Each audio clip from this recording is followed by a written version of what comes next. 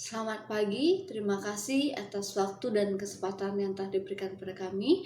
Kami dari kelompok 4 dari jurusan S1 Akuntansi akan menjelaskan tentang flowchart pembagian.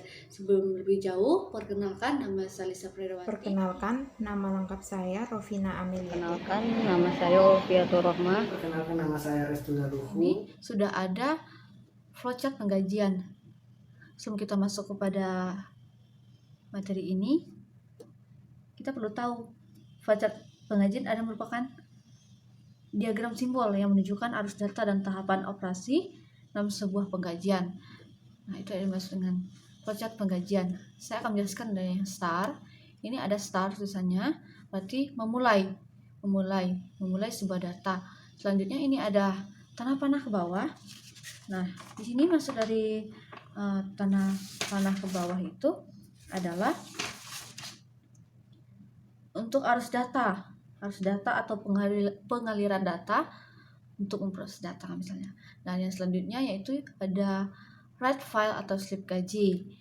Nah, di write file ini berarti kita mengisi file atau mengisi slip gaji atau mencatat gaji atau membaca file atau membuat data tersedia untuk diproses dan mencatat hasil informasi atau hasil suatu pemrosesan catatan akuntansi. Ada jurnal, register, atau catatan harian atau buku besar. Dan selanjutnya yang ketiga, ini ada if, NIP, or ID. Maksudnya yaitu kita mengisi NIP data pegawai. Jadi di sini kita harus mengisi NIP data pegawai di langkah yang ketiga ini. Pemrosesan mengeluarkan NIP sampai slip sudah ada, sampai slip NIP sudah ada. Setelah dari itu langsung data pegawai, baru data pegawai. Setelah NIP atau ID tidak ada, langsung pemrosesan untuk pengeluaran NIP sampai slip NIP sudah ada. Setelah itu langsung data pegawai. Kenapa bentuknya seperti jajar genjang seperti ini? Artinya dari bentuk ini artinya pemrosesan suatu data. Jadi ini kan output mengeluarkan NIP, memproses NIP sampai ada. Maka bentuknya seperti ini. Setelah itu dilanjutkan dengan data pegawai, baru data pegawai. Kalau data pegawai pasti pemrosesan, makanya bentuknya seperti ini, jajar genjang juga. Setelah itu yes, dilanjutkan. Jika disetujui maka yes. Setelah itu dilanjutkan untuk simpan. Setelah mengeluarkan NIP dan setelah data pegawai langsung disimpan. Kenapa bentuknya segi 4? Karena proses ini sudah didukung. Semua proses ini sudah didukung.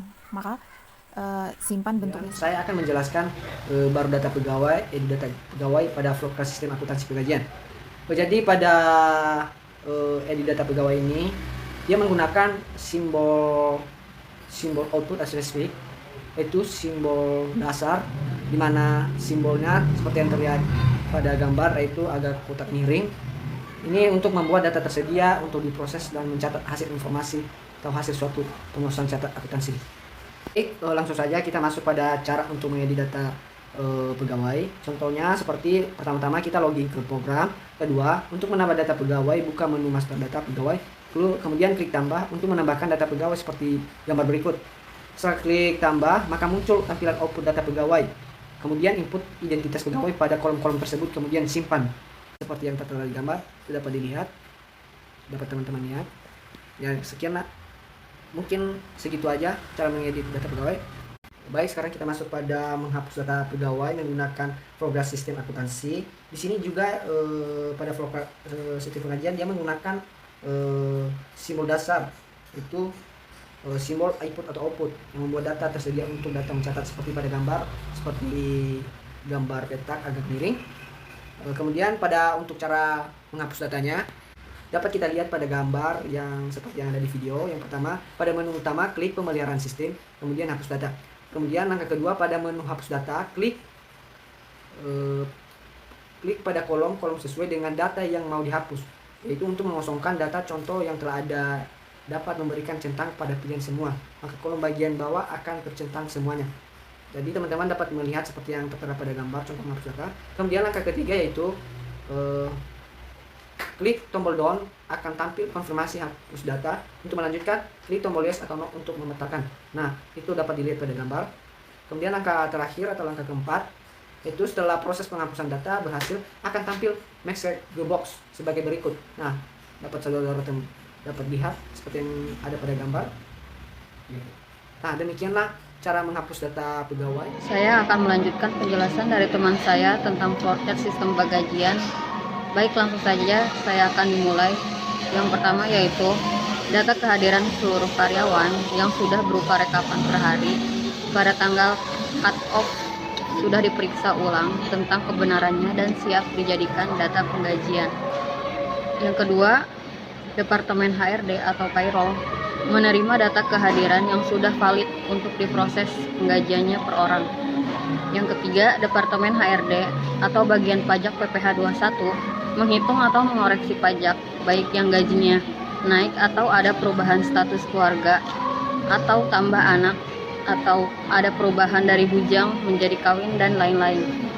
Yang keempat, Departemen HRD atau bagian payroll setelah menerima revisi perhitungan pajak gaji dari bagian pajak membuat slip gaji atau daftar gaji seluruh karyawan untuk dikoreksi atau dimintakan tanda tangan manajer HRD. Departemen Keuangan menerima daftar gaji dan slip gaji karyawan Departemen HRD untuk dikoreksi secara menyeluruh bak perhitungan gaji. Yang keenam, apabila Departemen Keuangan menemukan ada kesalahan hitung atau salah ketik, harus segera mengembalikannya ke Departemen HRD atau cancel.